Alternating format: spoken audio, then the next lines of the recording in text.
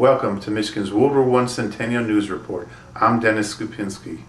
This episode is entitled Grandfather of the Internet, Major General George Owen Squier.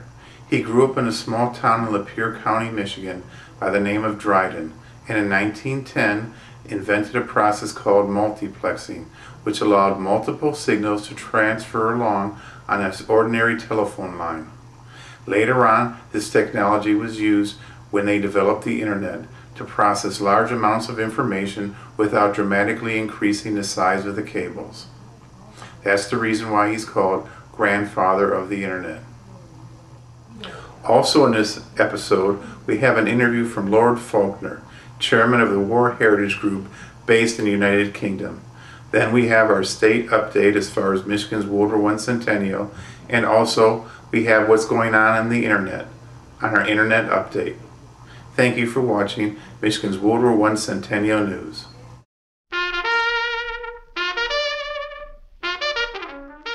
So far, Governor Snyder has not approved a World War I Centennial Commission or Committee, but plans are moving forward.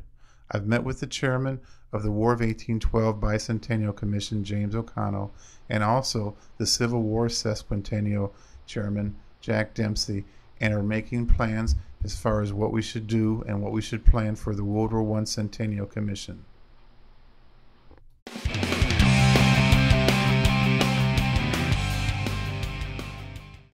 The War Heritage Group came into being originally to protect World War I battlefields from inappropriate development. Since then, it has widened its remit to cover battlefields more widely in Britain and abroad, and also to preserve the memory of war heritage issues in a way that help the public and parliamentarians keep alive these important recollections. I think we are still at a very early stage in this country. There is a lot of local activity going on. In my own community of Worcester, for example, the Mayor has convened a group of interested parties, the British Legion, the local authority representatives, people concerned about war memorials and others. And there are a lot of activities like that going on around the country. What we need is some central government coordination so that we're all pulling in the same direction and we're not left behind by the governments of, say, Flanders or Australia or New Zealand, whose plans are very well advanced. On March 21st, 1865, George Owen Squier was born in Lapeer County, Michigan, in a town called Dryden.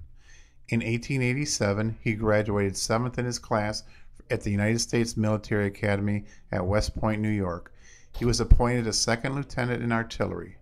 In 1903, he attended Johns Hopkins University and received a PhD in physics. Later in his life, he invented a process called multiplexing, which allowed large amounts of information to be transferred over telephone lines. In 1910, he was granted a patent for multiplexing. Later in his life, in 1919, he was elected to the National Academy of Science for this, the only Army officer to be in the Academy. While he was a Signal Corps officer during the 1900s, he was in charge of aviation, so he had a chance to work with the Wright brothers with Army aviation. Eventually, he purchased several airplanes for the Army Signal Corps. He also became the first military passenger when he flew in one of the military planes he purchased from the Wright brothers.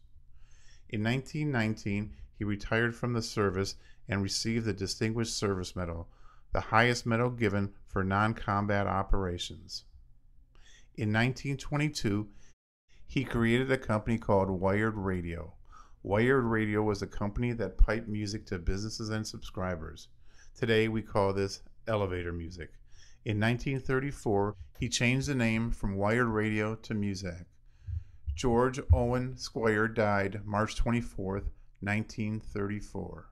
Even though Major General Squier has passed, his legacy lives on with multiplexing, which is involved with the Internet. Also, he left about 40 acres of land in Lapeer County called the Golden Rule Club. It's a park that has a tea house, a meeting hall, and also a lookout tower. It's something that the citizens of Lapeer County still enjoy. Next time you're in Lapeer County, stop by and see General Squier Park. And now, the Internet Update. We go to a web page called In Flanders Fields. It's designed by the Flanders House to promote tourism and understanding between the United States and the area in Europe called Flanders. Flanders is where most of the Western Front battles took place. And what they want you to do is remember the First World War and also celebrate the centennial coming up starting in 2014. The final segment of the Internet Update is regarding our webpage at Facebook and also LinkedIn. If you haven't been to Facebook or LinkedIn to Michigan's World War I Centennial page, please do so now.